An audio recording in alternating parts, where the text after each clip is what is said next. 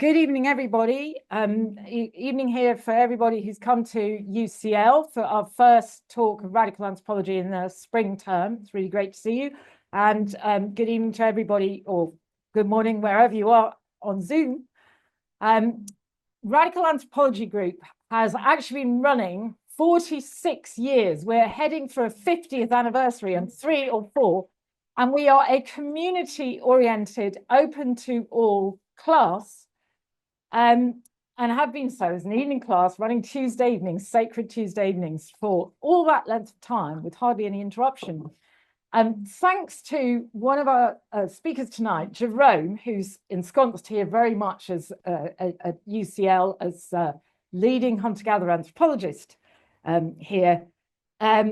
We have brought RAG here to UCL in the last few years. Well, it's been now 5, 6, 7 years nearly. Radical anthropology has always had an interdisciplinary attitude.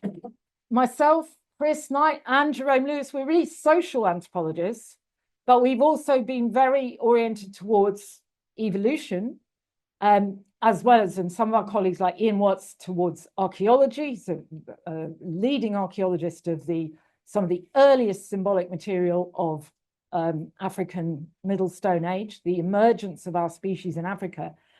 So as far as we're concerned, to solve a problem like the origins of language, we absolutely need to draw on all these different disciplines. We can't solve it with just sticking in one discipline and another and another. We've got to bring them together. And that is what radical anthropology has really been doing.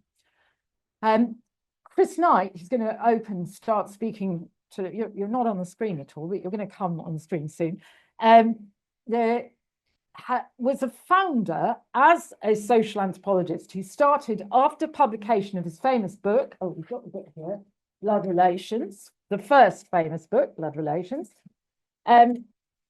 He began to study this problem of origins of language. He didn't try and deal with it in Blood Relations, but he did so by founding a new conference, something which is now still running today. So you founded 95, 96, EvoLang, Evolution of Language, and it has become a whole field, defined a whole field and discipline of people making models and trying to work out how did language emerge? What is the origins of language? This is really the biggest puzzle in science. So Chris actually got a few years ago, 10 years ago, a Lifetime Achievement Award for his work for EvoLang, including the book you've published on Chomsky, Decoding Chomsky, and several edited volumes. Yeah, you've got Decoding Chomsky here. Several edited volumes that kicked the ball rolling with EvoLang. Jerome has also been a keynote speaker in one of the EvoLang, that was in Torun, one of the EvoLang events. And Chris and Jerome have published key articles around origins of language, Wild Voices, a beautiful article in Current Anthropology.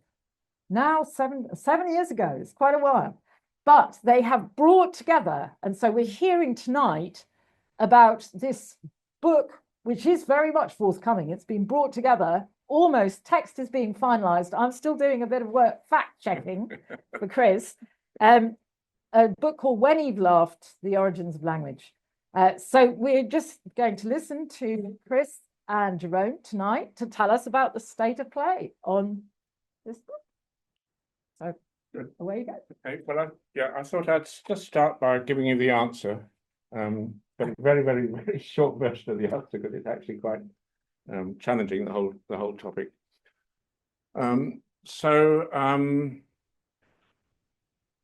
Language has what's called a digital format, a digital structure. So probably most of you have heard of Noam Chomsky. Most people on the left just think of him as an activist. He's actually, among scientists, regarded as almost, well, yes, the founder of the kind of cognitive approach. There was a thing called the cognitive revolution, which took place in the 70s and 80s. And I won't go into it too much, but Chomsky, everyone would assume you just can't do linguistics if you haven't really internalized the writings of the #1 theoretical linguist of the second half of the 20th century, Noam Chomsky. And he defined language, very, very short way of defining it, as digital infinity. So the idea there is that you have, we humans, we use our vocal apparatus as a kind of digital machine with little switches in it. So we can switch nasalization, making the sound through the nasal canal. We can switch that off, or we can switch it on. We can close the lips and make a sound like buh, buh, buh, buh, and we can switch off the voicing, just one little switch. And by switching off the voicing, we change a b into a p. So bin becomes pin. And the thing is that this digital format, I'm going to try to summarize the whole theory in a moment, is something which animals don't do. All animal signaling is kind of analog and costly and involves using the muscles, using time, using expenditure of energy in order to get your message across. And the critical thing is, the more resistance your signal meets, imagine you're trying to say something and you find the person you're talking to just isn't listening, you're going to have to sort of repeat it, start stamping, maybe shouting, increasing the amount of time and energy put into the signal, try to overcome that resistance. But with digital signaling, it's absolutely like zero cost. It costs nothing to switch from one sound to another, but one word to another, one whole sentence to another. So if you were to say, like, we will meet you tomorrow, and you just switch off the first consonant of that word, which sounds a bit like eat or meat, switch off just one, it costs you nothing to switch off the M, and you've turned we will meet you tomorrow into we will eat you tomorrow, which is a life or death distinction. And the critical thing is that for digital signaling, any telecommunications engineer will know this, the most efficient form of communication, the kind of communication which is the cheapest, the fastest, and the rapidest, is digital. You just have little offs and ons, offs and ons, offs and ons. Any kind of analog signaling, it's costly and it's difficult to interpret. Have you ever heard of a coinage system? The system of artificial coinage where the coins are sort of analog.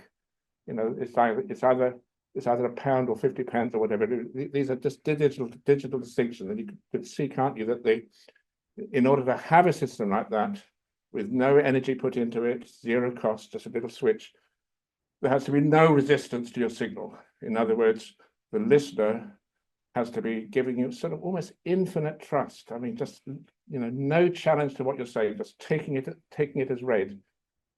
And then you have this problem: infinite trust. Hang on a bit. Can you see what I'm saying? It's like the amount of energy put into the signal depends on the amount of resistance. The more resistance, the more energy to overcome the resistance.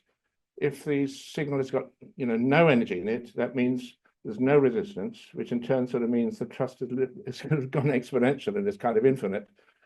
And that's a theoretical impossibility. No Darwinian would even believe you if you sort of said, well, language emerged when trust between humans became infinite. It kind of doesn't make sense. There's always some level of mistrust or resistance or to the signal. So somehow we've got to solve that problem of trust.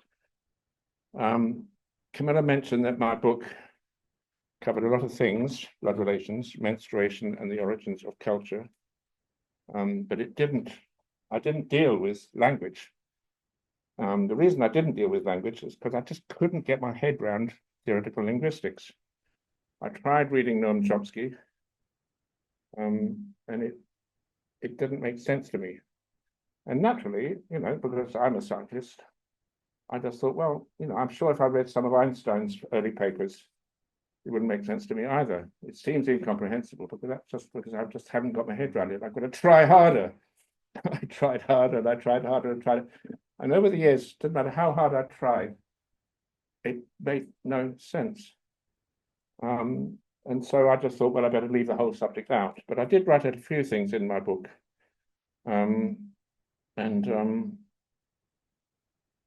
I referred here to the fact that chimpanzees have the capacity, not exactly for language, I suppose, but certainly they can communicate in sign language. So Roger Fuchs was one of these American experimenters who decided to lovingly bring up in his own family 2 chimpanzees. They were called Bowie and Bruno. And he explained to them how to ask politely for food. And everything worked very well as long as he, Roger Fuchs, was at the table, so that when Bruno asked for the marmalade, Roger would make sure that the marmalade got passed over. So as long as it was humans who were called upon to make the culturally required responses, everything worked. But he then decided to just try an experiment and leave Bruno and Bowie to themselves. And he had to write this. He said that the food eating situation has turned out to be somewhat of a one-way American Sign Language communication, because neither of the 2 males seems to want to share food with the other. For example, when one of the 2 chimpanzees has a desired fruit or drink, the other chimpanzee will sign such combination as "give me fruit" or "give me drink." Generally, when the chimpanzee with the desired food sees this request, he runs off with his prized possession. So the lesson that, of course, the chimps had is, if you want the marmalade, you grab it. You don't ask for it politely. And I was using this as an example to show how it'd be completely pointless to have language in a social situation where there were no moral rules. It would be absolutely pointless. And the point is that chimpanzees can do all sorts of clever things. I mean, for example, chimpanzees are quite clever at inventing metaphor. So in another experiment, the chimpanzee, I think this one was called Lucy, she described a radish as a cry fruit. It's a brilliant little, beautiful, imaginative metaphor. And all sorts of other metaphors she was able to invent. But what's noticeable is that chimps in the wild don't use metaphor, and they don't use any kind of conventional signaling. So what should I say now? Okay, okay. I mean, there's all sorts of things to say, of course, but one of them is that as soon as you start relating language to morality and to social relationships and to kind of politics in a way, because animals, of course, have politics, sexual politics, all kinds of other kinds of politics. Chimpanzees have quite complicated political systems, mostly based on the thing called dominance. Dominance is just your ability to displace a rival using threat or force. And some chimpanzees are very dominant, highly dominant, some are subdominant, some are under the whole heap of talk. So it's difficult to talk about, say, evolution of language in a social sense, and especially like evolution culminating in a revolution, a social revolution, which is one of the theories. Christopher Boehm talks about the idea of reverse dominance, that somehow during the course of human evolution, resistance to being dominated, and he pointed out that wherever you get dominance, you're going to get resistance. Christopher Boehm, in a wonderful book about how resistance to dominance, counter dominance, culminated in a revolution, in reverse dominance. But as soon as you start talking about evolution, you're into politics. And perhaps I should say that's why the very topic of origins of language was prohibited by the most influential linguistic society in the late 19th century. The Paris Linguistic Society in 1865 banned all discussion of either a universal language or the origin of language. And it's because these people were monarchists. They were quite reactionary, and they didn't like Darwin, and they thought of Darwin as somehow subverting, morality by saying that we're basically, chimpanzees or evolved from chimpanzees. So that's one version, that's one illustration of how politics gets in the way. But there's another illustration. I mean, supposing you really, really, really wanted to eliminate all possibility of politics. You just wanted to do pure science with no hint of any political implications. Can you see what you'd have to do? you'd have to strip away the social aspects of language. And if you wanted to go the whole way to depoliticize this topic, language would have to be not social at all. It'd have to be like a snowflake or something, like an object. Noam Chomsky, being so very political, most people, I mean, I have a huge admiration for Noam Chomsky, who's currently very ill and not at all active, but we miss him a huge amount. He's a very openly and explicitly Jewish intellectual who's very critical of wherever he finds oppression and abuse, including by the Israelis, he will denounce it in a very articulate, beautiful, courageous way. And that's how most people on the left at any rate think of Chomsky.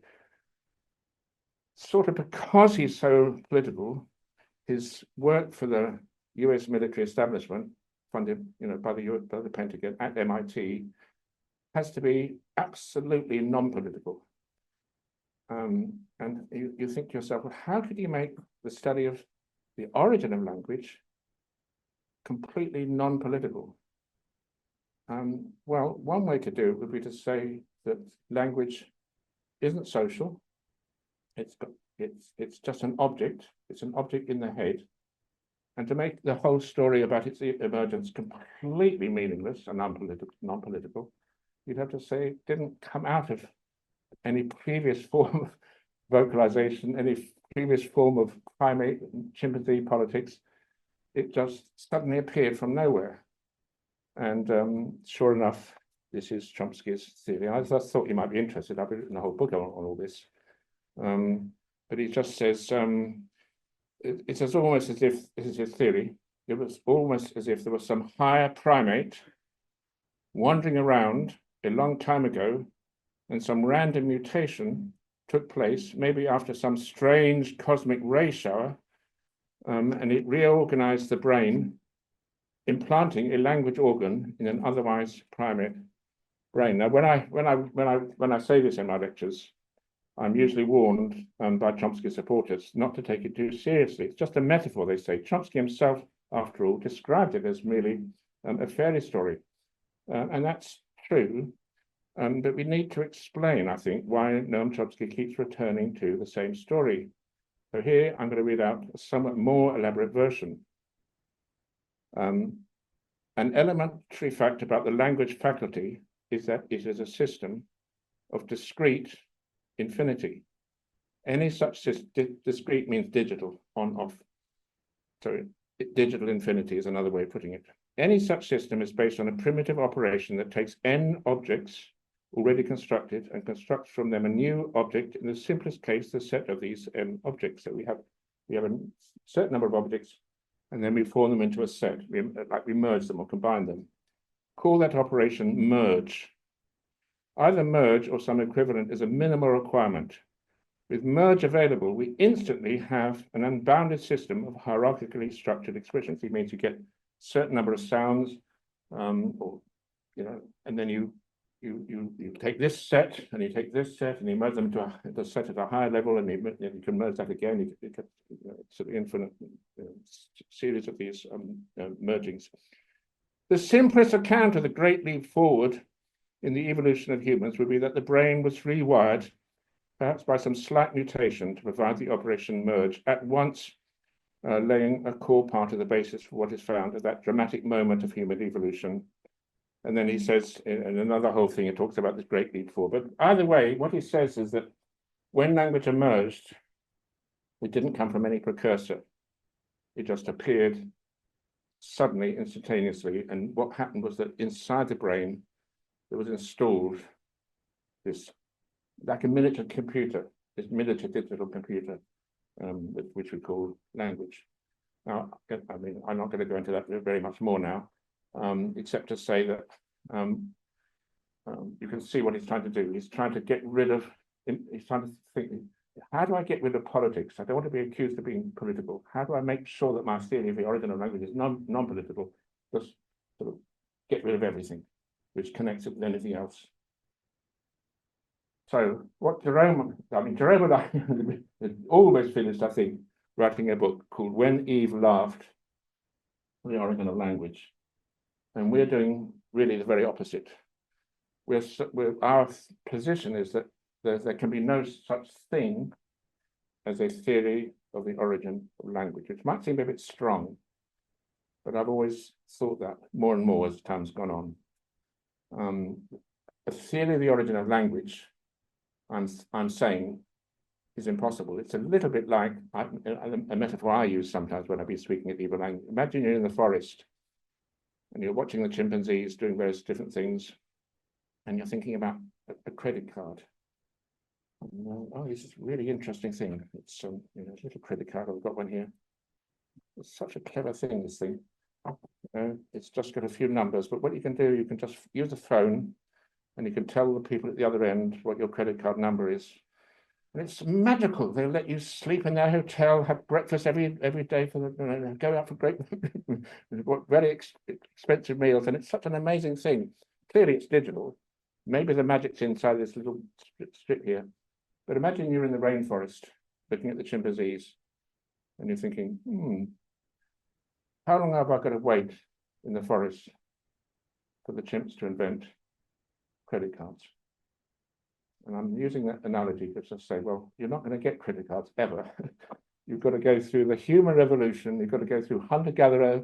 You get immediate return hunter-gatherers. You then got to go through delayed return, slightly more hierarchical hunter-gatherers. And you've got to go through so many phases, eventually feudalism and capitalism and the development of industrial revolution, electronics, computer.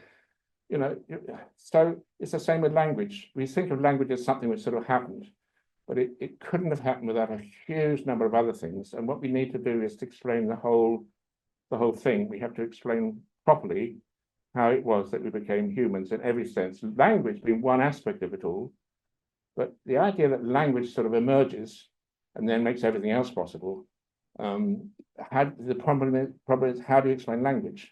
And it is an insoluble problem. So that's why in our book we say when Eve laughed, because laughter is something which, well, I mean, other animals kind of laugh, but human laughter is very, very distinctive. It's very, very different. Again, we could go on forever about talking about laughter, but one of the things about human laughter, unlike, but you can tickle chimps and they make a sort of heavy breathing sound. But when chimps do make that sound on being tickled, the sound itself is not contagious. The thing about human laughter is we laugh because people are laughing. As soon as you hear somebody laughing, you start to laugh. It's a contagious signal. It's therefore intrinsically social. And one of the things is that, Robin Dunbar wrote a book called Gossip and Grooming. He points out that when people meet together in a relaxed setting, which is when you're going to get the most sort of fluent, creative, expressive forms of language is kind of gossip, you just hear people are always laughing. Between the sentences, there's a little bursts of laughter going on because people feel relaxed when they can laugh, have a laugh over things. And you can't laugh when your boss is around, and you can't laugh when you're trying to manage some subordinate. When we feel relaxed as humans, we like to laugh with friends who we can tease, joke with, maybe quite rude to, because we know that it's all going to be taken in good heart. And amongst what we do know, and I'm going to ask Jerome to step in a moment, is that among traditional hunter-gatherers, immediate return hunter-gatherers, and this is really widely known and widely recognized, laughter functions as a leveling. So instead of having sort of some certain people in charge of making sure that people don't get above themselves, what happens is you get a particular form of laughter. I mean, the form that I'm going to ask Jerome to talk about now is clearly from the people he's worked with, the Bengeli, but there's something generalized about this particular kind of social, collectivized, bottom-up, and largely women-led laughter. And why is that connected even with the problem of the origin of language? It's because once a whole community have had a laugh over something, the social atmosphere is ready for this strange set of noises that we humans make that we call language. Perhaps I should just read out another very important quote that I did have in my book is long before David Graeber, who, as everyone I'm sure here knows, died not so long ago as an anarchist anthropologist and a brilliant anthropologist, a very well-known French anthropologist called Pierre Classe, wrote a book called Society Against the State. And he just put it this way: language is the very opposite of violence. Speech must be interpreted as the means the group provides itself with to maintain power outside coercive violence, as the guarantee repeated daily that this threat is averted. And David Graeber made a very similar point, which is that if you can get people to do things by hitting them with a stick, you don't need to talk with them. Talk requires the absence of violence and threat. It's far more difficult to use, language, because you've got to use persuasion, temptation, so that all sorts of things, and maintaining a social milieu and sufficiently egalitarian for language to really flourish is probably the most complex intellectual task humans have ever had to accomplish. And it was accomplished at the moment when we became fully human, fully sapient, if you like, Homo sapiens, and it was something quite revolutionary, the emergence of this particular kind of laughter. And Jerome, could you talk about Mojo? Did you feel prepared to go on sufficiently? Because it's very good. I just say perhaps a tiny little bit more. Is as soon as you think of one of the components you need to get language off the ground, you need cooperation, you need a certain kind of control over the tongue and all these things. Which comes first is so difficult to work out, because you can't have one without the other. And Jerome and I think that actually Mojo, which is a form of laughter, solves that problem, because these things, this particular form of laughter, we can definitely envisage it happening kind of simultaneously. And again, what happens too often is, because we're going to talk about the Mengele, people forget that we don't have this Darwinian status picture of evolution whatsoever. The view I've always had, and the radical anthropology has always had, that when we became human, we were fully human. We were fully communistic, generous, sharing, political creatures, brilliant at managing the most complicated thing, which is to keep a society egalitarian. And over the years, especially in the last few hundred years, we've become, if you like, less and less human. So the most fully human people, in many respects, are today's gender egalitarian hunters and gatherers. And we've got a lot to learn from them about how to maintain an egalitarian system, but also they've got their own ideas about how language might have emerged. Okay, well, thanks, Chris. I guess, just to put Mojo in context, it's something which is a moment of interaction between people, which raises a whole series of issues which answer some of those questions that Chris has been asking. So if people are to trust one another, they need to have some sort of system by which they can diffuse the potential for conflict. And one of the key areas of conflict in human society is, of course, sexual relations. And so in the hunter-gatherer group that I worked with in Central Africa, who are radically egalitarian, they're so egalitarian, for instance, that a child, as soon as it can walk, can decide where it sleeps. There is a very high premium on your autonomy to do what you need when you need to do it. So there's no word for goodbye. If people leave, you say go, and that's it. Because once you say goodbye, you're almost sort of trying to claw them back again. And so you mustn't hinder people's autonomy. And in such a context, how you collaborate and coordinate becomes quite a puzzle for people who come from very hierarchical, rule-bound societies or enforced rule-bound societies like ours. So in these contexts, you don't have police, you don't have judges, you don't have people who can come and say, oh, well, you were bad and you were right, and so on. So what people do when they have conflicts is they just avoid each other, because they don't have stuff to protect. They haven't got fields that they need to guard or whatever. And that means actually most conflicts can be quite easily resolved just by avoiding the person you're in conflict with. You meet them again a year later or 6 months later, and you've often forgotten what the issues were, and life can continue. Sometimes, of course, it doesn't, and there are people who you just try and keep apart for various reasons because those conflicts have gone deep. But in general, avoidance is an effective way. So how do you keep in camp a particular atmosphere which brings about the respect of one another, the ability to respect certain rules without anybody enforcing them?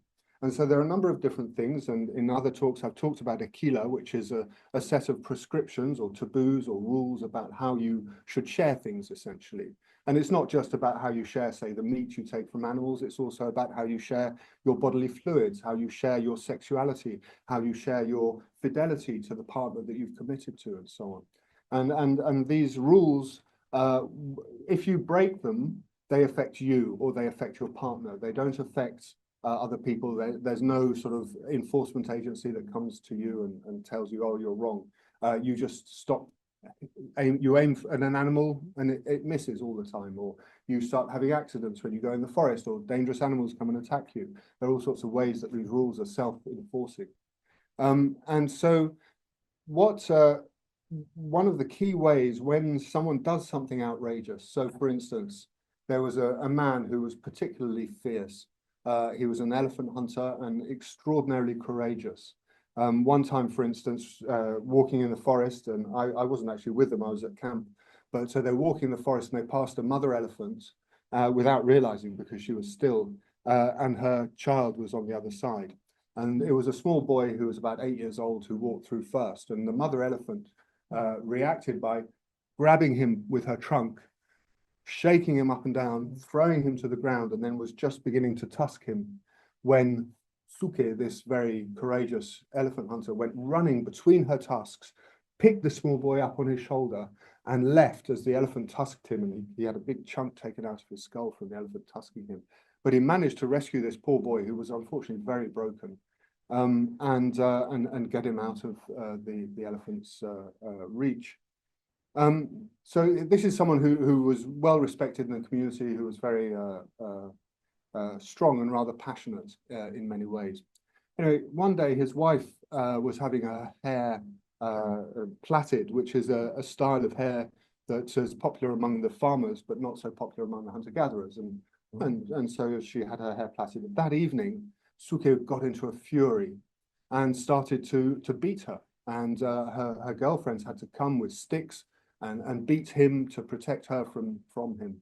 And it caused a huge noise, and there was lots of rushing around. And when people fight, it's very dramatic in this society. People amplify there are sounds that accompany the fight that people who are watching do, and it's part of the way that you create checks for the people fighting, because they start to become aware as the sound increases, it's more dangerous. As it decreases, people are relieved, and so it's a very complex sort of sonic way of managing conflicts.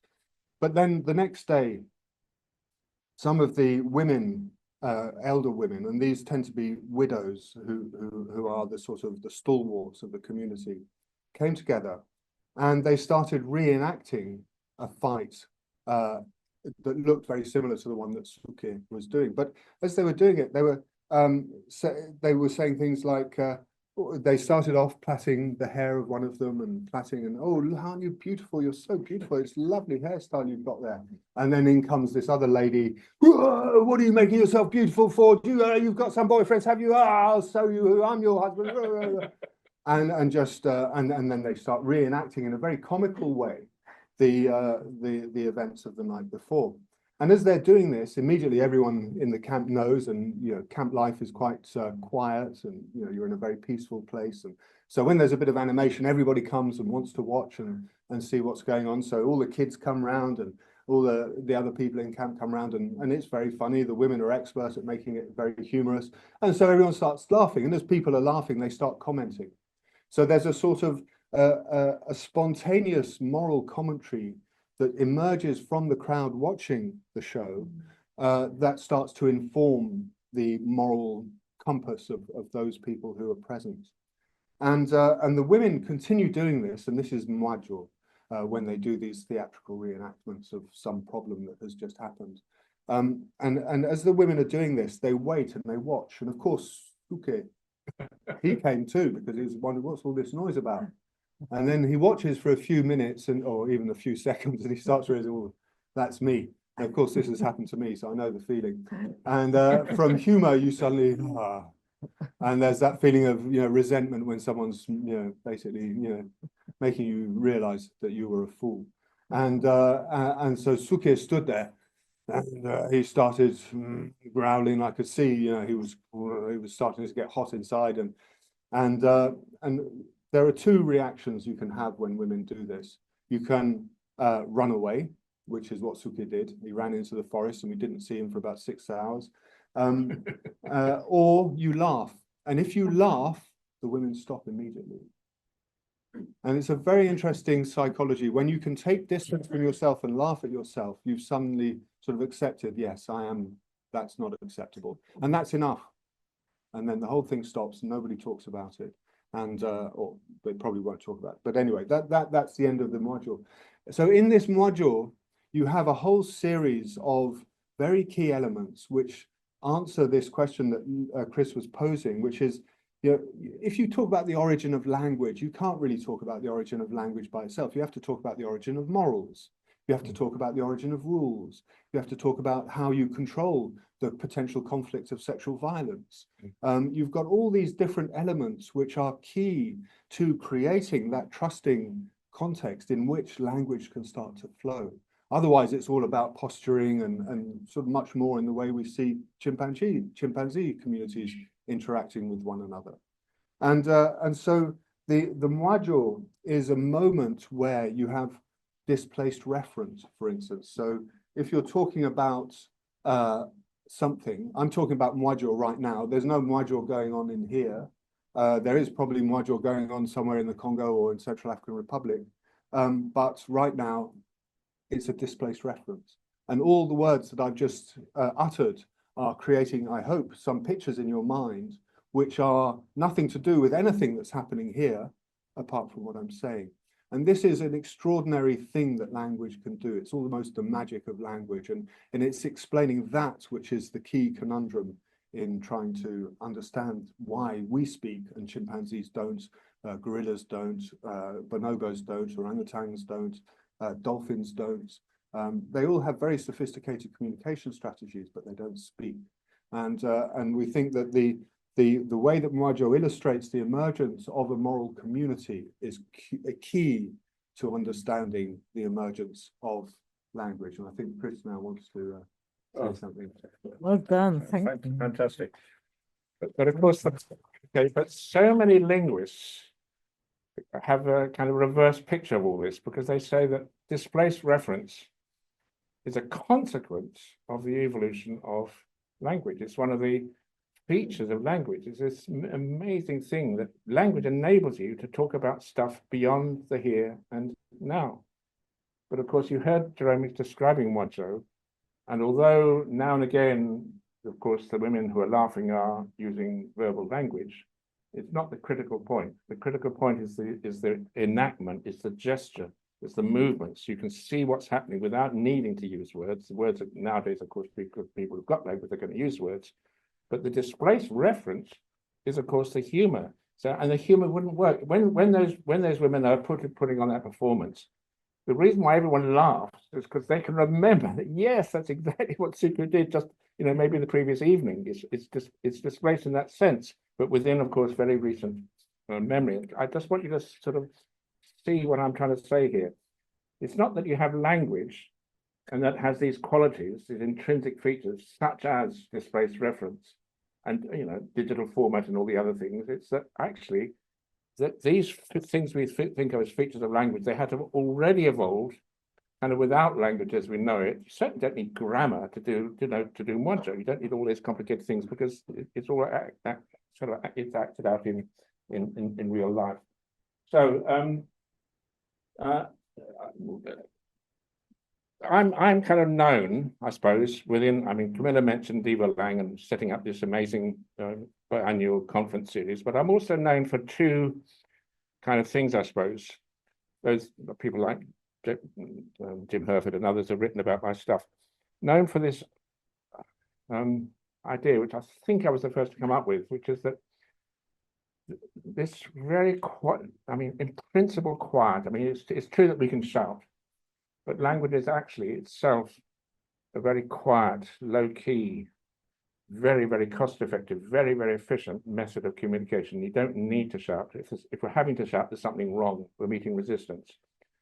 And I'm known for saying that extraordinary levels of in-group trust must have been generated before language could even begin to evolve. Now that brings up the whole sort of science. Modern Darwinism is all sorts of different branches of it, but one branch is called signal evolution theory.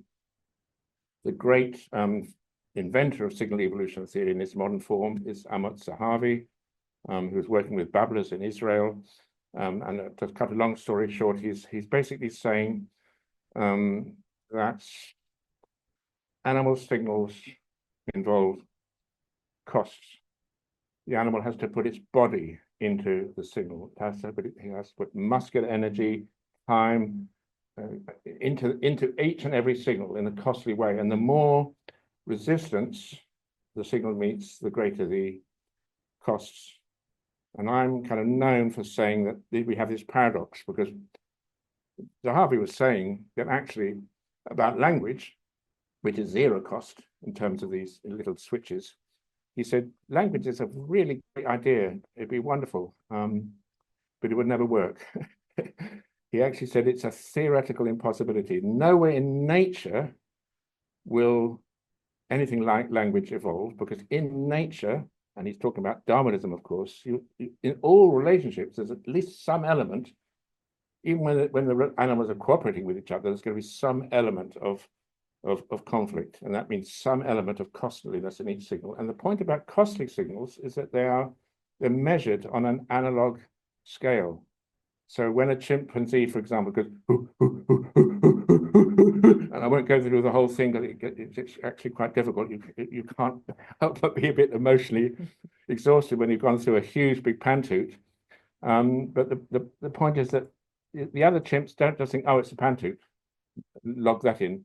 They want to know the form of the pantoot, how long it goes on for, how much aroused, what it's all about. There's a whole lot of sort of graded elements to the evaluation of that signal. They don't just put it in a certain category.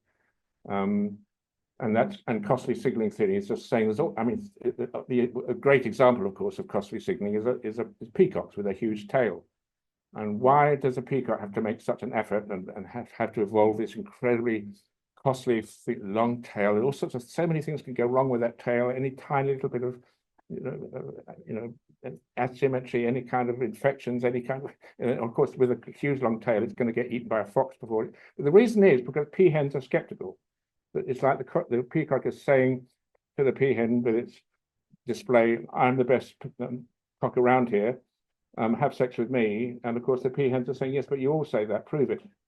And so sort of setting the peacocks into conflict with each other and driving them to the limit of what they can afford in terms of costs. Of course, other signals are less costly because the conflicts are less severe, but there's always an element of cost. And in every case, the signals are evaluated on an analog, which means a more or less scale, not a digital scale. So I'm known for saying that somehow, as I mentioned at the very beginning, the levels of trust must just shot up in the human case. And of course, it doesn't mean we're absolutely, obviously, when humans aren't totally trusting of what people say to us, we always sort of, weigh it up a little bit. But the point is that we're interested anyway. Even if you're telling me a complete fairy story, I'm interested in what's in your head. And I'm not going to resist your signal at the moment you open your mouth and start producing a vowel or a consonant. I'm not going to say, stop there. I want to know that that's true, because we're interested in the contents of each other's minds. And that's part of this whole thing of intersubjectivity, of awareness of ourselves as one amongst others, and a whole series of psychological developments, which of course Sarah Hurdy has helped to explain in terms of her theory of communal childcare. But okay, so what am I going to do now? The other thing I'm more recently become recognized for, and I'm quite pleased about, is the idea of what a symbol is. So what is a symbol? There are all sorts of efforts to define symbolism and what a symbol constitutes. And the sort of conventional idea is a symbol is a kind of conventional, which means socially agreed connection between a sound or image and a meaning. Now, I wasn't very happy with that because it doesn't place the problem of what symbolism is within a Darwinian evolutionary context. So I realized quite a long time ago, partly because of somebody called Dan Sperber, who wrote a lovely book about symbolism, rethinking symbolism. Perhaps I should just quickly go into this. Sperber was working in Ethiopia with some his people, and he was listening to things being said to him. And what he noticed is that sometimes they would say things which, like, pregnancy lasts 9 months, and you think, oh, they know that. And then you hear them saying something else like, but in some clans it lasts 10 months. And you think, well, that can't be right. Therefore, it must be symbolic. Or he heard that the leopards in the region were Christians. How do you know they're Christians? It's because when a leopard gets an animal and kills it, it throws it to the left side as a form of sacrifice. And again, he thought, well, I don't think leopards do that. It must be symbolism. So anyway, in his diary, he wrote, how do I know that these things are symbolic? And he had a very simple solution, because they're false. So he had this idea that a symbol is a socially acceptable falsehood. And so we have this paradox that if everything that humans say is symbolic, all our words are, of course, symbols, there must be falsehoods which we accept. So by chimpanzee standards, given that all chimpanzee signals are like bodily signals, that in the signal, in the pantoot, in the copulation squeal, in whatever the food call, whatever, is evidence of, like a chimpanzee, when it sees food, it gets very excited, and you can almost hear the salivation. The food call is evidence of the presence of food. But of course, when we say dog, cat, food, whatever, it's absolutely no evidence at all. And these symbols are falsehoods, which are socially acceptable. And we've got to work out how it was that falsehoods could become socially acceptable. Now, there is a kind of theory. Merlin Donald came up with it. It's a theory of mimesis. And he argued that somehow in the course of human evolution, maybe around the time of Homo erectus, about maybe 2 million years ago, humans began to, he calls it mimesis, it began to act out hard to fake signals. So humans we can cry because we're upset, or we've got something in our eyes or something, or we can mimic crying in a display. We can eat food and feel, oh, that's horrible, and spit it out. Or we can warn somebody else, don't eat that mustard, by spitting it out. So we're acting out something which clearly is false. These actions are false. But the thing is, why would chimpanzees take notice of another chimpanzee who was especially good at acting things out? And the point is, of course, a chimpanzee who was good at acting would be using those acting skills, those skills that producing false signals. They would be doing it for deceptive purposes. They would be tricksters. They'd be tricking each other. And so a particularly clever chimp, particularly good at faking signals, would be like the boy who cried wolf. We wouldn't be listened to, would be ignored. So there's a powerful selection pressure preventing other animals from faking their signals, because the faker, the explicit faker, the visible patent faker of signals would be ignored by others. Which sort of brings me to Jerome, what I want Jerome to talk about next. We need a theory to explain how it was that we became so good at acting, so good at faking, including vocal faking. But I mean, animals, chimpanzees and other primates, vervet monkeys, are quite good at deceptive signaling, but you'll find they're not very good at, or not at all good at, deceptively using their voices, as if they need to keep at least one modality, one channel of communication under bodily control, because otherwise you wouldn't believe anything. There's a kind of need to keep a kind of reliable channel open, namely the channel of vocal signaling, even though they might be able to fake things with their hands and other parts of the body. They can move more easily. So one of the things which Jerome, for me at any rate, solved, one of the problems he solved, he gave a story from his work with the Bengeli to explain how it was that we could become so good at faking, vocal faking, without suffering that problem of being ignored as a result of it. In other words, without suffering the problem of being resisted precisely because we got more expert at faking. So Thanks, Chris. Yeah, so faking. When women go out into the forest to collect food, one of the things they will do is sing, and they have a particular style of singing, which is yodeling. So it's a shifting from a chest voice into a head voice. So you get, as probably some of you may have heard, Swiss yodeling in the. It's a form of song which travels very well across distances. And so what the women, if you ask them, why are you singing? I mean, apart from it being very beautiful, is they're saying, well, we sing to keep the wild animals away because we don't want to be attacked by wild animals. And and this got us thinking about this early period where Homo sapiens or whoever our evolutionary ancestors were coming out of being tree-dwelling creatures to being multiple environment dwellers. And one of the things that would have been a big problem at that time was the number of big cats that would find a human being as just the ideal meal. And it must have been, and we all know how terrified we are of the dark. Part of the skill which big cats have is extremely good night vision. They've got reflective retinas. They can see in what would be pitch darkness to us. And that's when they do most of their hunting, when it's pitch dark, because they can just creep up on their prey. And so how might those early hominin communities have protected themselves? And if we look back at Sarah Hurdy's work that Chris just mentioned, you've got mothers and others, mothers and their grandmothers looking after children, growing up in groups. Whether or not males were associated with these groups, we don't really know to what extent or whatever. But how would those women and children have protected themselves from these terrifying cats? I mean, some of these Simidians and things, I mean, huge lions. We think lions are big, but they were really huge. Saber-toothed tigers, we're all familiar with as these terrifying creatures. And so what we suspect is that there's a natural response that most people have if confronted by a large, dangerous animal, which is to make yourself large and to make lots of noise, to scream. But if you try and maintain that kind of posturing for more than a few minutes, or well, in my case, a few minutes, maybe some other people can go for 10 or 20 minutes, maybe half an hour. But after that, your voice will be lost, and you'll be very vulnerable then to being eaten. But if you can somehow modulate that scream into something that is more easy to sustain, then perhaps you might be able to keep up that sound for a longer period. And what's very characteristic of not just the hunter-gatherers of the Congo Basin, but also the hunter-gatherers of Southern Africa, both of whom are at the root of the human phylogenetic tree.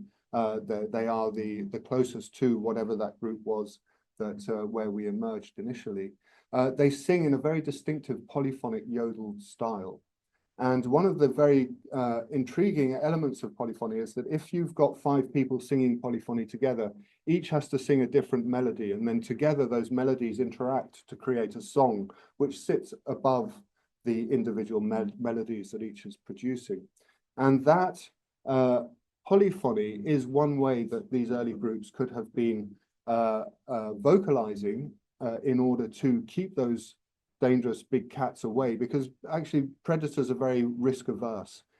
If you're a lone hunter and you lose some of your paw or you break teeth, it can be really catastrophic for your long-term interests. So predators are very risk averse. So for instance, big cats tend to like to attack from behind. They don't like to attack face on. And there are various other things that show this. But the point being that by making noise over a continuous period, women were starting to create a system for resisting attack from big cats, because the big cat couldn't work out how many people were in that group because there were so many noises coming out in this polyphonic yodel, and therefore, I'll just be a bit careful. I may get into trouble if I attack that group. And the women and of course the children who were there were developing their vocal dexterity. And those women and individuals who could develop more vocal dexterity would have presumably been more successful at maintaining that sound for the duration of the night. And it's very curious that human beings love to party all night. We still do today. And we are frightened of the dark. We do like to be together if it's very dark. So these are parts of this sort of ancient memory that come up from the past, and which created the ability to not be, to develop our vocalizations without deceiving one another. So you've got this group of women and children sitting together, vocalizing, knowing that it's just a song, but aware that it's deceiving those predators or potential predators that might be around camp and keeping them away. And what's very so that's a sort of women's version of this vocal dexterity, how we develop vocal dexterity. Chimpanzees and these other animals that don't use vocal signaling have very limited vocal dexterity. The men, and this is something very common in Central Africa, and as I'm learning more and more across the world, hunters will use vocal lures as a way to attract animals to them. And while I was in the Congo and going hunting with men, they taught me how to call different animals. So you can call small duikers by going, ow, ow, ow. You can call, I'm not sure if I'm going to be able to do this very well, monkeys out of the tree.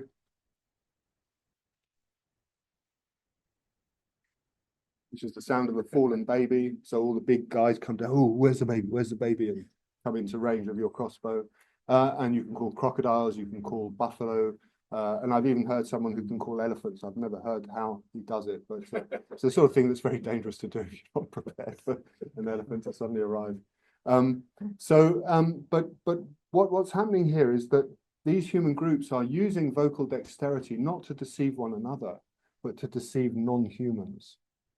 And this is the key place where you jump that impossibility, that evolutionary impossibility of how can vocal dexterity, deceptive signaling emerge, evolve. It's because it wasn't done to other humans, it was done to other species that humans had a very important need to deceive. And so I don't know if you want me to go on more, or is that? As long as you like, Brilliant. Not sure where you're going with this. No, but I don't mind taking over if I don't. Well, anyway, Yeah. so what I started to look at, being interested, learning Bambanjeli, the language that they speak, was that actually their language is a continuum. Yes, that's what I want you to say. Yeah. So they have signs, they have silent communication. So you know, people will chew leaves and make different patterns, distinctive patterns that are unique to that person when they chew the leaf. So there are lots of leaves in the forest, of course, and they will use these as signs that they leave on the paths to tell other people where they are. So, for instance, two young lovers will one of the girl might go off and she'll leave a leaf at a particular path with her sign on it so that her lover knows she's gone over there in the forest and can find her. A clan who's going off on a big journey will leave particular leaves on the path that indicate that that clan has passed this way. And the way the leaves are pointing tell you which path they're going, and they put barriers on other paths. There are all sorts of ways that the forest is actually full of signs, and those signs are being left deliberately by people to inform one another of what's going on. And so that's silent on the one hand, but I guess it's writing in a sense, but just without paper, pens, or stone tablets. It doesn't survive. But this is, you know, probably very, very ancient. And then as you move across this continuum, you start to use sounds. And of course, I've just talked about the mimicking animals and so on, and using these sounds to deceive other animals. But then when we're hunting, for instance, if you go pig hunting, pigs often arrive in a group. And so the key is to be able to encircle the pigs, or what you anticipate where they're going to come. You create a circle, and then the men who are doing the hunt, and this is often with spears, they will be using bird calls to keep each other informed about where each person is. And it's very important that you don't, you know, accidentally spear one another when all the action starts. So as the pigs arrive in that area you've encircled, there's often someone who will be leading the hunt. They'll go in first, And with their entrance into the group of pigs, all the other pigs start to scatter, and they then come towards the men who are hiding, and they can be speared in turn. And so that kind of communication is again deceptive, but it's much more about keeping yourself invisible to the animals, but visible or audibly visible to, or audible to your colleagues, so that in this very dense forest, you know where people are. And then you get to styles of speech, which are very distinctively restricted. So for instance, they drop all the consonants so that you just speak the vowels and the tones of the words you're saying. So if I'm speaking to Camilla in this way and Chris just arrives, he won't be able to understand what we're talking about. He could guess, but he won't be sure. And it's a way of, and they call it speech between four eyes. It's for talking about very sensitive topics, very careful things that you don't want to share. And then you have ordinary speech that happens as people just chat. But it's never the sort of speech that we have, which is just as we are now, me talking and you all sitting silently. You will be constantly responding to what I'm saying with particular sounds. And there are a whole range of these sounds for different situations, for different, so duration. You know, they walked. They walked a lot. And so on, and arriving somewhere. Anyway, there are all these different sounds. So as a person is telling a story or talking about something, you are all responding with the appropriate sounds that give a certain musical and animated quality to the storytelling. And that's effectively how groups interact. And then there's this thing, public speaking, which is a very formal way of speaking. You say, oka, oka, oka, listen, listen, listen. And it's extraordinary. The camp becomes silent. Even children who are crying will stop crying and start listening. And then you speak your piece and you say, oh, I'm finished. And then you sit down again or whatever, and someone else can start speaking if they want. And anyone can join this public speaking, and it's the way the camp communicates with itself. And it's a particular form of speech which is very early in the morning and in the evening. And it's a way that people hear about what's been going on and what are the problems different people are experiencing. And then if you want to extend that communicative action beyond the group, you start singing. And the singing actually is communicating back to the forest. Now, if you're sitting in the forest and listening to it, there's a little bird going tulip, tulip, tulip, and there's some monkey somewhere going, whatever it is, and different animals will be making their little sounds at different times. And if you're sitting there quietly, it's like a polyphony itself of these regular sounds coming from different creatures, but all coming together to compose this stream of sound coming from the forest. And people never shut their ears there. We're urban dwellers, traffic and all these things. We're constantly shutting our ears to stuff. There, you keep your ears wide open. No sound is insignificant. And people, going pig hunting, for instance, I was surprised. So, oh, the pigs are over there. The monkeys have just seen them. And the monkeys are making their calls, which they use when pigs are on the ground below them. So we know the pigs are there, and there's some fruiting trees over here. Let's go over here. We'll create our ambush. The forest sings to us in a polyphony. So if we want to speak forest, we need to sing back polyphonically to the forest. And so the form of song is these yodeled polyphonies. And when a group comes together and they produce this yodeled polyphony beautifully, forest spirits come out of the forest, these leafy characters who dance to the songs that the people are singing. And it's a very beautiful experience, and each one produces a particular quality of joy, and they have different names for these different qualities of joy. But that communicative continuum is really something that, the idea, there is a word for singing and there is a word for talking, but the idea is that communication is something that happens silently, it happens through words, it happens deceptively, it happens in ways that deceive one but don't deceive another, it happens in ways that groups communicate with one another, or one person communicates to a group, and or a group of people communicate to the forest as a whole. So communication there is something much broader than the rather limited way that we have with the very categorical distinctions between different forms of communication. It's a continuum across a whole range. Well, I can listen to Jerome forever. You were going to talk about paradoxes. Well, I mean, I don't know what to do with it. I mean, All right, I think Sex. yeah. sex and play is where you. All right. Okay. So, all right. Okay. Thank you, Jerome. I obviously need to stop quite soon. Okay. So, okay. Now,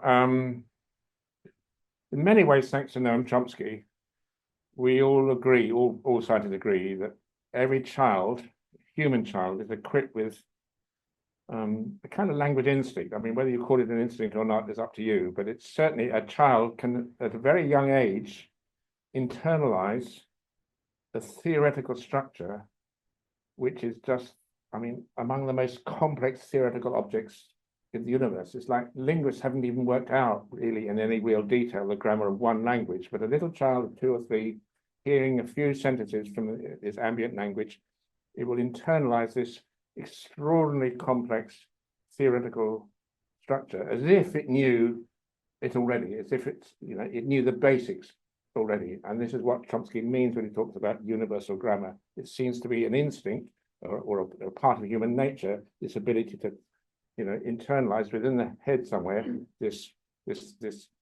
theoretical object. That's very puzzling because if it's some kind of instinct or innate capacity or language acquisition device is what Chomsky calls it, it's puzzling because when you take other instincts, like say the sex instinct, well, yeah, chimpanzees have that, orangutans have that, we've got sex instinct. If you take the maternal instinct, okay, yes, we understand that. If you take, I don't know, all sorts of different instincts, we can see that our versions of those instincts have got evolutionary precursors. So where does the language instinct come from? It seems to come from nowhere. And so, I mean, theorists have all sorts of difficult arguments. It's like you'd need, for an instinct to sort of emerge from nowhere, you'd need millions of years. But if the language instinct emerged in our species, like 2 or 3 million years ago, it's very odd because there's absolutely no evidence for it. It doesn't look as if humans were speaking at that time at all. If by language in the kind of thing that produces the rest of culture, it doesn't seem to start till much, much later, 500,000 years ago, I suppose. It obviously depends quite how you define things. So where the hell did it come from? And if you have a late date, it's too late. If we just say, well, okay, maybe it evolved when we first find archaeological evidence for symbolic culture, that's nowhere near a time. If an early date was, so we just have these paradoxes. And I could, Jerome suggested I go through the seven or 8 paradoxes of language evolution. We don't, Kim is shaking it quite right. We don't have time. I'll just tell you very quickly the answer, if you like. The language instinct is a particular version of the instinct for social play. It's the play instinct, and all animals, I think even reptiles and fish apparently have some kind of play instinct, but play is kind of symbolic. So just think of 2 chimpanzees, 2 monkeys perhaps engaged in fighting, play fighting. So what happens is that, you would just go to the park and watch 2 dogs. You've got a big dog and a little dog, and the little dog rolls over and it lets the big dog bite it, but then the roles get reversed. The big dog knows that if it doesn't take turns to be rolled over by the little dog, the game will stop. But so the one dog will bite the other one, but it's not a bite, is it? It's a pretend bite. Might call it a nip. And I won't go into all the details, but a nip is almost a symbolic bite. It's a sort of false bite. It's a bite, but not really. It's a bite with a minus sign. It's only pretend. So already in play, in social play, we have a sort of elementary principle of something like symbolism, like a not really, which is what symbolism is. I use the word falsehood sometimes just to emphasize the difficulty we have with it. So somehow this play instinct has got to take the form of not just language, but you can argue that the whole of everything which matters most to us humans, right? I mean, when we fight wars over flags and when I don't know, all sorts of things, it's the symbolic domain. It's as if the whole of our societies as adults are sort of subject to the rules of a kind of game. Like, for example, one of the things that anthropologists classically used to study, is a kinship system. A kinship is like you have biological kinship, genetic kinship, how closely related people are genetically to each other, but that's got nothing to do with the kind of kinship that anthropologists study, which is the way in which sexual relationships between parents and children and so on, are subject to the rules of a kind of game. So it's as if play in the human case has embraced the whole of social life. And the paradox there, because Jerome's just suggested, I at least mention a little bit about sex. What tends to happen with non-human primates, the creatures that most closely related to us genetically, is that while when you're young, when the chimpanzees are young, they play. What tends to happen, there are some exceptions, and it's all rather more complicated than I thought at one stage. What tends to happen is that when the hormones begin to rage and two chimpanzees who have been playmates fighting each other in a playful way, what happens is that suddenly one chimp feels, I can't afford to lose. Because sex is at stake. In other words, your genetic future is at stake. And then suddenly this playful play fight suddenly goes nasty, and one chimp is biting another, chasing another, and the play stops. So to an extent, play is confined to early years of life, doesn't get into adulthood, and therefore is obstructed from enveloping society as a whole. What's happened in the human case is that somehow play, instead of being subject to termination as a result of sex, in our case, play actually has managed to turn the tables and embrace even that most difficult thing to subject to rules. It's nothing more difficult for humans to subject to rule than sex. Sex is an instinct which tends to break all the rules unless we're very careful about it and help each other. So we all know that. So somehow, even sex, which normally would dissolve play, has become subject to rule, and we call that a kinship system and so many other things. So how that happened, obviously that's another whole debate, but it's something to do with Mojo. It's something to do, perhaps I'll just end here. If females, let's say female chimps, are behaving in terms of sex in ways which are individualistically competitive, so that females go for the more dominant, aggressive male, a male who's going to have his genes that in the future is going to be the dominant male who's good at fighting, who's good at grabbing hold of females at the right time, getting rid of his rivals. Can you see what's happening? If that's the game being played, you can see how the rules of the game are going to be set by the females. If the females are setting those rules, they will go for the more dominant males, the more aggressive, the more assertive ones, on the basis that their little babies themselves will be successful when they grow up. Can you see the males don't have any choice? Every male is going to have to play that game. Somehow, for the game to be completely changed, the females are going to do something different. They're going to make it fairly clear to the males, we're not going to just have sex with whoever is the most violent or threatening. If you want sex, you're going to have to behave. And as we became increasingly involved in hunting and gathering, what did behavior mean? It meant females signaling to males with their bodies, yes, we like sex, but we want males to be helpful. Being helpful means, yes, we admire your violence. We like males to be muscular, but please, will you use that violence against the zebras or against the eland or the other animals? Don't use it against us. So somehow females had to develop a solidarity sufficiently to be able to say no to sex as well as yes to sex, and to give out that no signal collectively. The message being, yes, sex would be nice, but first of all, go out, all of you, go somewhere else, go and find a zebra and bring it back, and we'll think about it. That's something like that. So we're arguing in our book that the world's first word was something like that. It was a no. It's like the first word was spoken by a woman, and it was no.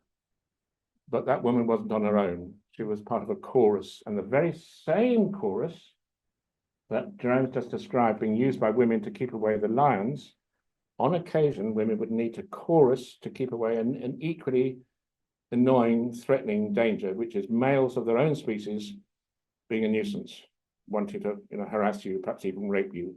No means no, and you signal that no by singing.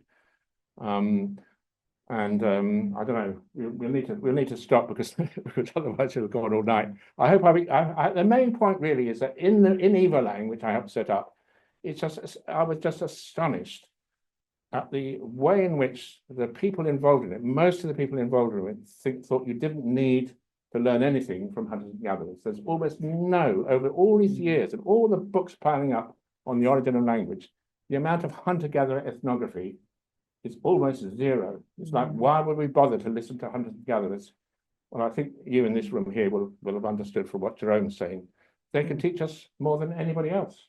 If you want to know how language evolved, don't go to college students and ask them to tick little boxes. They haven't a clue. Any city dweller won't have a clue. But hunters and gatherers, they are, they know how hunting and gathering works. They're much more likely to be intelligent and informed in so many ways. If you say that, I mean, what makes us human?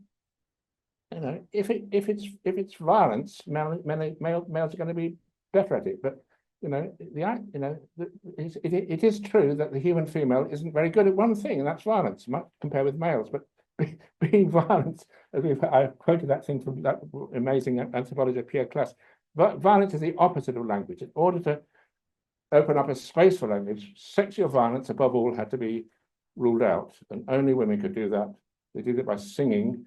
And one of the chapters of our book is all about how the singing involves kind of two things. It's like singing always involves lots and lots and lots of synchrony and repetition, but it's variations on a theme. If the repetition was too monolithic and unchanging, it would just get boring. The repetition has to go through variations, and it's the variations which turn into the variations themselves aren't costly. The singing needs time and energy. The varying between one style of singing and another can be done almost with a flick of a switch. And out of that, if you like, switch flicking between one part of a song and another, comes this strangely digital method of communication that we call language. Thank you very much. Now, one more thing is, you might be interested in seeing a bit of film from Bruce Perry to say the kind of performance that women would have mounted to signal no and to speak the first word. And so I think we'll have an illustration of Ngoku that Camilla will put on to see it. Again, I perhaps need to warn you, this was filmed with Jerome's support by Bruce Perry. When Bruce Perry finally put his film on the cinema screens, this was all censored. You can sort of understand why, but I have got no sympathy or patience with it. It's like this is it just didn't get through the BBC censorship, all the others, and you can sort of see why, because this is an illustration of matriarchy, women's power. But you'll see that it's for real.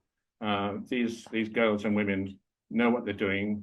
It's a brilliant form of sex education for girls and boys, and it's designed to get males to understand proper behavior in the most important area of all, which of course is sex. But anyway, have a look. By not wanting much, you can quickly achieve affluence. If you have unending wants, then you will have great difficulty ever achieving affluence. And so hunter-gatherers feel contented with much less than we do, because those are things which are readily available to every individual in the society. And it's food, it's companionship, it's song, it's it's these basic things which human beings need to feel fulfilled, to feel happy. And if feeling good could be achieved through a different way of being in the world, through really deriving joy by seeing someone else being happy too, and not just you yourself, but actually wanting to create the happiness that you feel in everybody, wouldn't it be so much more desirable? Of course, people would say that within our own small groups, we are doing that still. I am happy because my best friend is happy. I am happy because my girlfriend's happy. Yeah. It just doesn't seem to extend beyond a very small group. But what you're suggesting, that this is actually a universal thing that can happen in a much wider society. Yes. Well, it won't happen just effortlessly. It will only happen through work and effort. And that's one of the lessons you get living in an egalitarian society, is that you need to work to this. You must be really strong in resisting hierarchy, showing off, hoarding, all these things when they start to emerge. So how do they manage to maintain this balance so effectively? Well, I think it's mainly through women. Women really give that balance as the bringers of life. Right. But you're not saying the women are in charge, they're just... Oh no, the Benjeli women that we lived with, in a way, periodically they assume power and they relinquish power. Okay. In order to put everybody in their place so that there is proper sharing and proper respect for each gender's contribution to life. They do that by an activity they call masana. That is play, playful play, singing and dancing. Because you know, when you hear music, you become happy, you become softer, you become more willing to share, to be generous, to be kind. It enchants people to bring out the best in them, to celebrate that oneness. What do you mean by that? See, this is the difficult thing to describe. It's the business of Masana is to turn a group of individuals into a cohesive group of experience, of consciousness that expands beyond the individual. And it's difficult to describe unless you actually participate in these sorts of things. And it's done also to entice people back into a better kind of behavior. It's done very humorously. It's not, you can't really go and say, oh, don't do this, do this. It's done with so much humor to show people it's actually rubbish to behave like that. It's silly, it's not necessary. Yeah.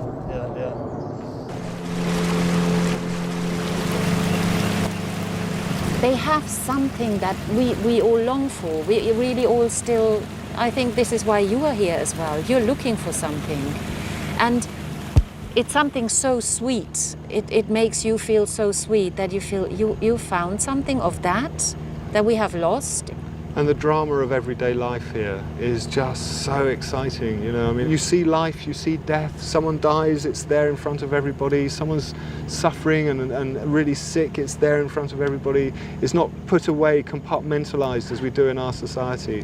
And you're never alone. It is that you are carried by the community. No one, if you are sad, even if one member of the group is sad, immediately something will be done because they know if even one goes down the drain, the whole group will go down the drain. That sense of community, of being carried, however you feel at any stage, that I think is phenomenal. It's a way of losing yourself, especially if you come from the West. We're so focused on the importance of me, of my individualism, my career, my this and my achievements, my... And then what happens here is that suddenly all that my stuff, you know, give it a break, and then just join in this group. And they have verbs like mix your bodies up, sanganyenjo, you know, mix up your bodies. And when you do these rituals, you don't sit separate. You mix up your bodies. You lay bits of you over each other. You hold each other, and as you start holding each other, and then you start singing these overlapping melodies together, where you're singing one part, I'm singing another part, Ingrid's singing another part. Suddenly that minus is lost in this usness, and in that usness it extends to the forest, and you get this big usness which is not divided anymore, but to just start to connect into that multitude.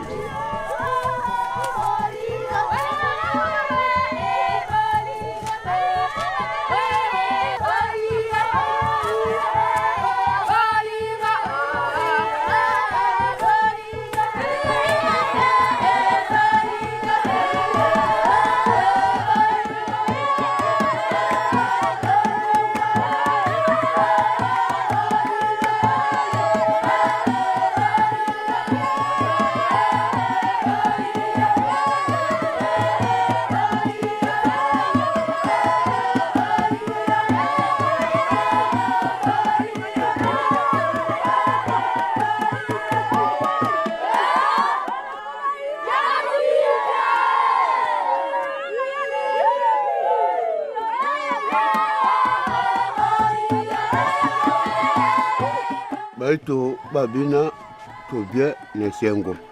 Bina suba to pa to ndima. Ne sengo esiku. Ndinga musana baito wa musana bu esengo amuga zulomi. Ba sepila to mutema to modi.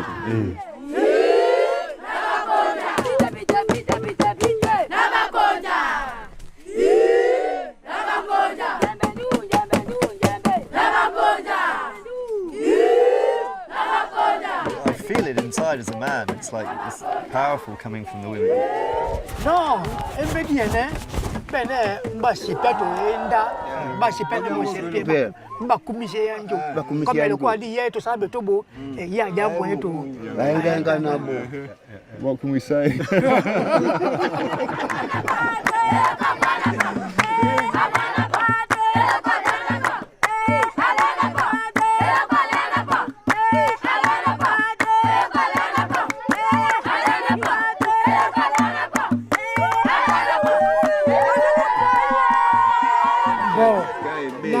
Baito, masamanga bo, ya to bitidi. Masamanga bo beba nga batanga to batopa. Beba batanga to batopa, beba to pape ba dingete. Comme déjà dia mesana bo, alors ba dikape to beba getu na dinge. Ya mo beba. No, buje to kanisi bo.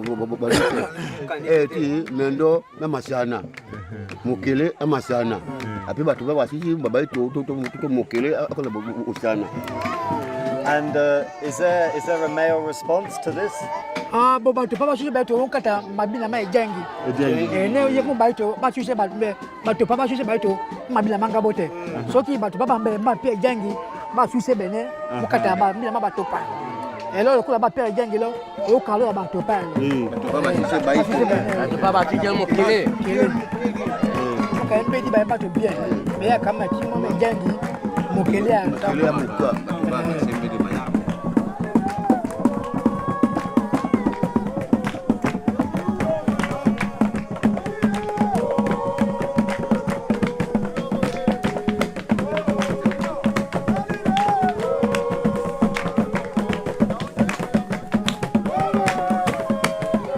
Benjeli women say that a Jengi represents the spirit by which they became pregnant before the time when they invited the men to join with them.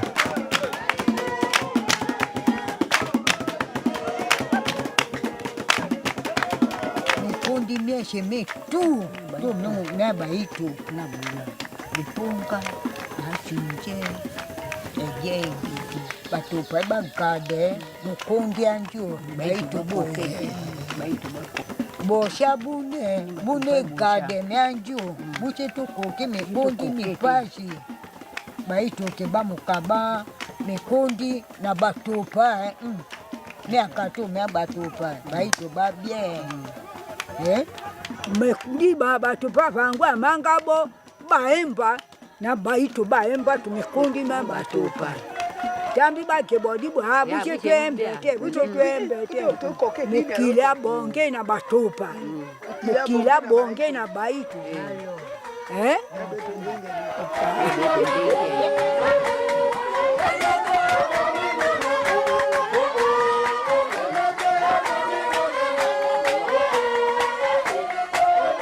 Jerome wonders if this is a reenactment of the moment when the women rejected the alpha male and invited the other men to join with them, the beginnings of human society. The men need to keep him under control and away from the women, so that all can live together.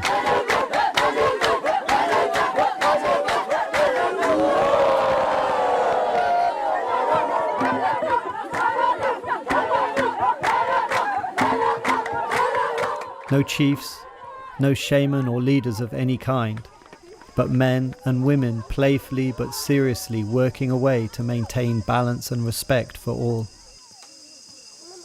This extraordinary way of being, I'm told, is not just limited to small isolated groups, but extends out and overlaps with hundreds of thousands of people and communities across vast areas, and very possibly our shared human ancestry.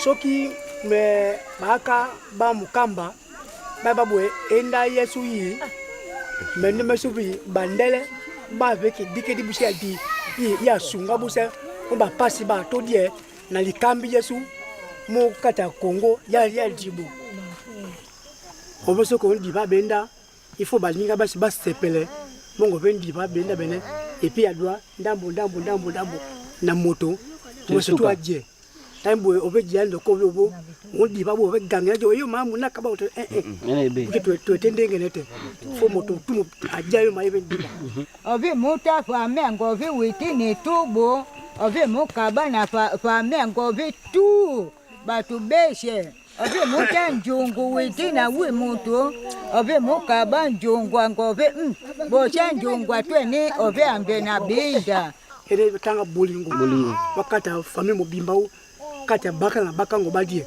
wane batanga kibubolingo bate bwene echenko mukata mukata kongo batujati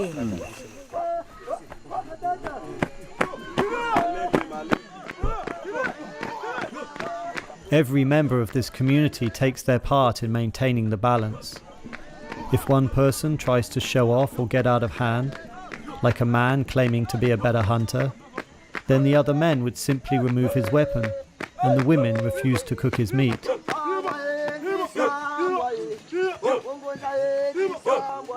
The power of these women is really evident, accentuated by their being together, their solidarity in the public space.